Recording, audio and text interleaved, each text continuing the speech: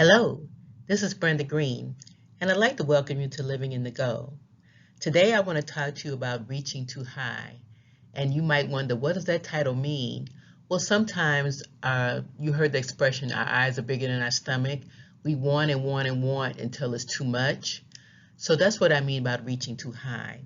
Before I get into the topic though, I want to make sure that if you haven't subscribed to my channel, please hit the subscribe button right now and hit the notification button so that you'll see all the videos that come through.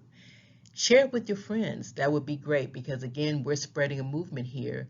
And this year we're really going back to basics, just having a good understanding and a good foundation of where we need to go. So let's get into reaching too high. So what's really realistic for you? A lot of times people want that quick instant gratification. They want those lives that they see on Instagram or YouTube. And is it really realistic? You don't know what people did to get there. You see the wonderful luxury wealth that they seem to have at that moment. You don't know if it's real or not because everything on Instagram and Facebook and YouTube is not real. It's just something that people put out there to make it look glamorous, but you want it because you think that's what you need to have. So what's really realistic for you? So people always talk about the six-figure job. What does that mean? When you get to $100,000, is everything going to be fantastic for you? Does it make a difference if it's 90,000 or 100,000? And the reality is when you get $100,000, you really don't get $100,000. After taxes are taken out, you're getting maybe 65. So you need to live within your means. And so really understand what does six-figure mean and why do you want it? People want great wealth. With wealth comes responsibility. You need to learn how to manage it. You need to make sure that people aren't trying to take it from you. You need to make sure that it's still growing and that you aren't making unwise decisions that you lose that wealth. And then you may be having these restless, sleepless nights because you're so focused on getting that wealth. Are you letting everything else go along the wayside because you're focused on the wealth? Just something to consider. That mini mansion, you think you need this big giant house because that shows what? That you've made it, that you're successful. You know Warren Buffett, one of the richest men in the world, he still lives in the same house in Nebraska that he bought back in the 50s. He's certainly done some updates over the years, but he's still in the same house because how much house do you need? So think about that. And plus, a bigger house means somebody's got to clean it, whether it's you or you're hiring a cleaning crew. It's just sometimes it's not practical or realistic. Not saying you can't have a lovely home, but does it have to be a mini mansion? Now, great health, you want great health, and you need to be able to do the things to get it. Sometimes people want to just be healthy and they take a pill for it. I say no, because if you want great health, you got to work for it. You got to exercise. You got to eat the right kind of foods. So are you willing to do that? Something to think about. Having several luxury cars. You can only drive one car at a time. How many cars do you need?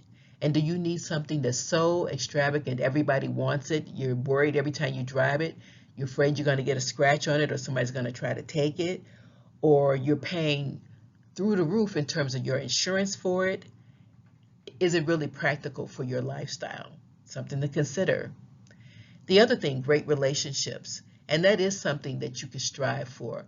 Great relationships with people that you love, family, friends, a great relationship with a significant other, someone that you can share your life with.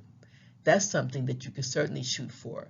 But again, being practical, you want to make sure that you're not looking for perfection because no one is perfect.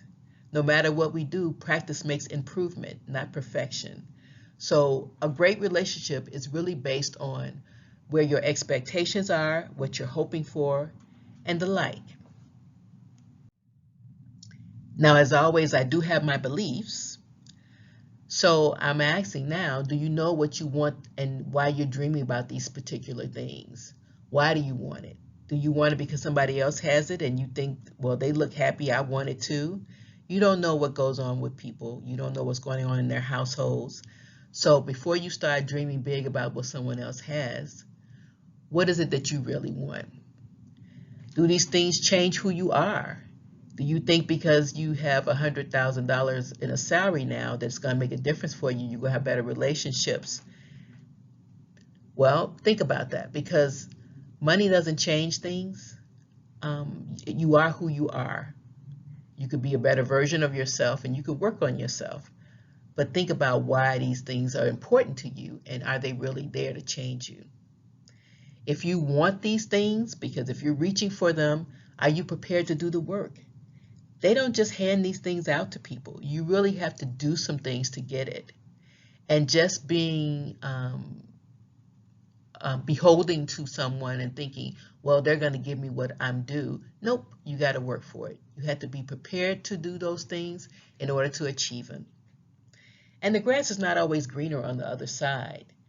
Unfortunately, people will throw aside great relationships with people because they think, well, I can get a better man or a better woman.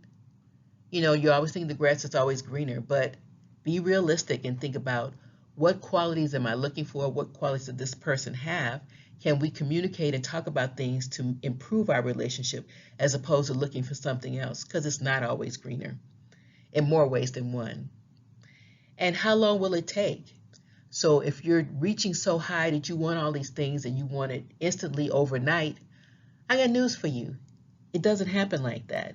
So how long will it take to get these goals that you think you need to have? Be practical, think about what it is that you really want, and look at a realistic timeline. A lot of people say, oh, I want someone who makes $100,000. Well, guess what? Most people don't get to $100,000 until they're in their 40s. So think about how long you're willing to wait for these things. As always, I want to thank you for your time and attention, and I hope this was helpful for you. If you liked it, hit the like button, share it with your friends, and until next time, have a great day.